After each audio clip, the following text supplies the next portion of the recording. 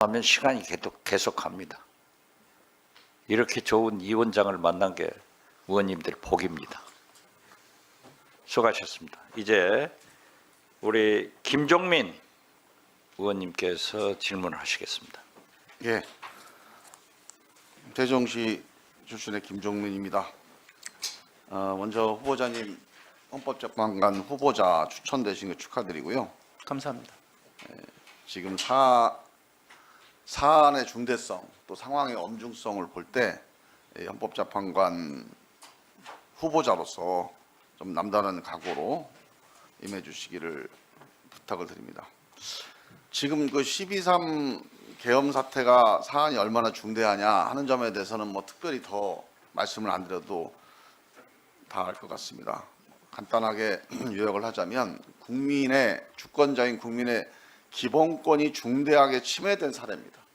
군사력이 동원돼서 국민들의 일상, 신체나 생명의 자유, 혹은 이것 때문에 생기는 여러 가지 경제적 여파 때문에 재산권이 침해될 수 있었던, 또는 아직도 그 여파가 계속되고 있는 이런 사안이고요.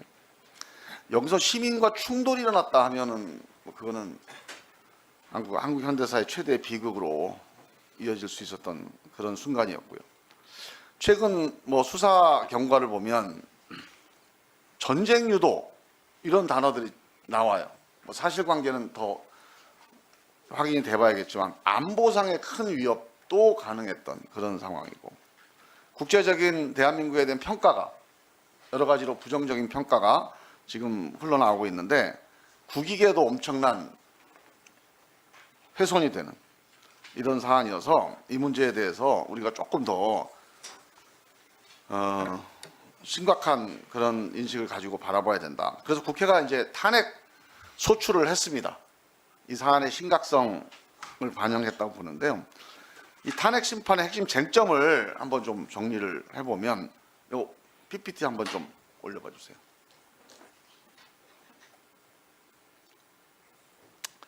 탄핵을 보면 중대한 위헌 위법, 이게 탄핵의 핵심 요건이잖아요. 네. 탄핵 결정이 되려면 위헌 위법이 있어야 되는데 그 위헌 위법 중에서도 중대성이 필요하다. 그래서 우리가 요건과 절차의 위배가 있다는 여러 가지 얘기들이 나와요. 지금 그리고 확인도 돼 있고. 근데 이 점에 대해서는 피소추인 측에서 중대성에 해당이 안 된다 이렇게 반박할 여지가 좀 있어 보여요. 이게 논란이 될 겁니다 아마. 그런데 내란죄 혐의가 만약에 확정된다, 또 내란죄가 확인된다 하면 중대성 문제에 대해서 더 이상 이건 재론의 여지가 없는 거 아니겠습니까?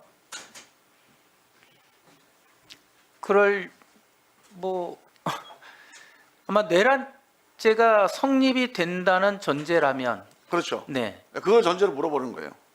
자, 그래서 저는 이번 탄핵 심판의 핵심 쟁점은 내란죄 여부라고 봐요. 내란죄이냐 여부인데, 내란죄 구성 요건을 보면 국헌문란 목적과 폭동 이 두 가지가 주로 많이 거론이 됩니다. 맞습니까? 네, 맞습니다. 자, 이 두 가지가 이걸 가지고 논쟁을 앞으로 해나갈 거라고 보여지는데, 자, 이 논쟁을 가지고 현재 있는 사건을 논쟁하는 거는 앞으로 이제 수사 과정이나 그러니까 형사 소송이나 아니면 탄핵 심판 심리 과정에서 다툴 문제인데, 우리가 이거 관련해서 참고할 만한 사건이 97년 4월 달에 대법원 판례입니다. 대법원 판례에 내란죄가 확정된 판례가 있죠. 네. 이게 12.12와 5.18입니다. 이 대법원 판례를 보면 두 가지예요. 국헌문란 목적을 뭘로 봤냐면 대통령과 국무위원에 대한 강압을 국헌문란 목적으로 봤어요.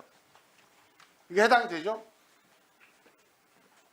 이게 대법원 판례예요, 이거는. 네, 대법원 판례에 네. 그렇게 되어 있습니다. 그 다음에 두 번째로 폭행이나 협박, 공포심 조장까지를 넓은 의미의 폭동으로 해석을 했습니다. 네, 최광의로 해석을 하고 있는 이것도 거죠. 맞죠? 네.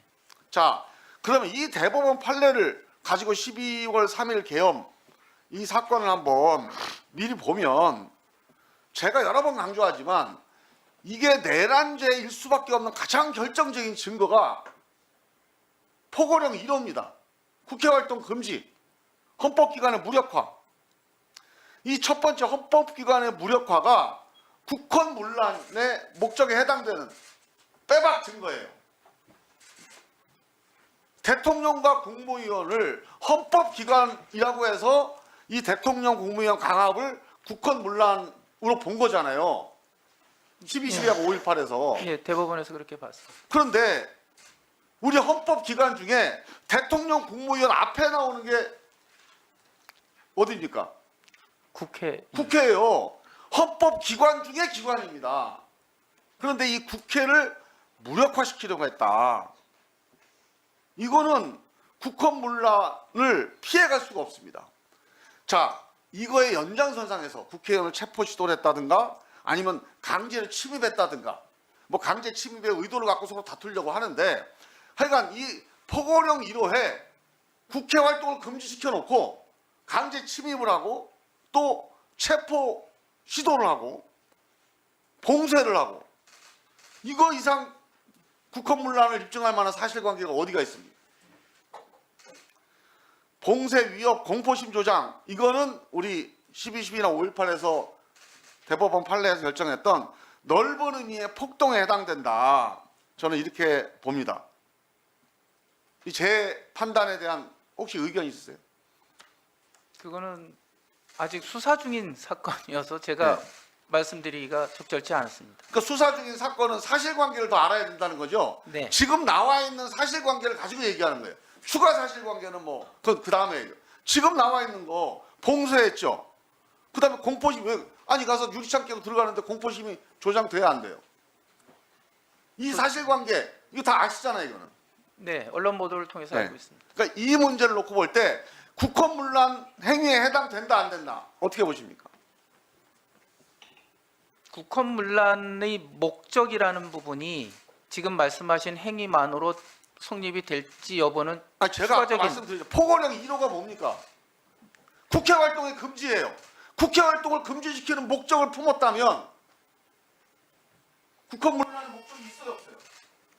국헌문란의 네, 목적은 2분 더 드리겠습니다.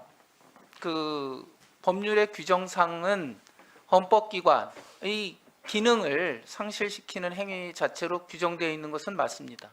그런데 그러한 행위가 실질적으로 어떻게 이루어진지 여부는 지금 수사 중인 사건이어서 제가 정확한 후보자님. 사실관계를 알겠습니다. 후보자님. 네, 그러니까 수사가 필요한 사안은 사실관계에 관한 거고요. 네, 포고령 1호는 이거 국가 문서로 발표가 된 겁니다. 이 사실관계를 특정할 이유가 없어요. 다 이미 특정돼 있는 거잖아요. 네, 그 포고령 1호라는 것도 증거로서 수사나 재판에 쓰여질 가능성이 있는 내용인 것은 그게 맞습니다. 증거가 된다면 증거로 채택이 된다면 이거는 국회 활동을 금지한다.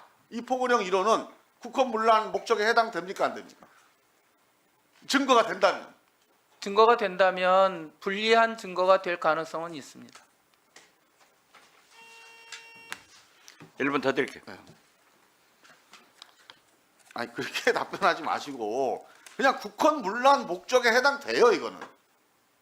뭐 불리한 증거를 떠나서 이 증거를 가지고 탄핵을 하느냐 여부 그 중대성에 대한 판단은 또 다른 이제 그 판관의 재량이겠지만 기본적으로 국헌문란 목적에 해당되느냐 여부에서는 이거 가지고 무슨 논란의 여지가 어디가 있습니까? 이게요 이 중대성이 제가 이제 이게 시간이 없으니까 보충질에 더 설명을 한번 질문을 드리겠는데 지금 이번 이 12.3 계엄 사태는 지난 97년 대법원 내란죄에 대한 판례에 비추어 볼 때 내란죄를 피해갈 길이 없다 저는 이렇게 봅니다.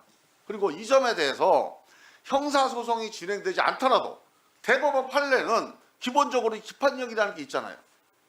그래서 이거는 기본적으로 이 판례를 헌법재판소가 인용해서 형사소송의 결과에 준해서 적용할 수가 있는 거죠. 하나의 기준이 되는 건 맞습니다. 네. 그래서 헌법재판을 빨리 진행할 수 있는 근거가 97년 대법원 판례다. 이 점을 다시 한번 상기시켰습니다. 동의하시죠? 예, 기준으로서 쓰여질 가능성이 높습니다. 네, 김종민 의원님 수고하셨습니다.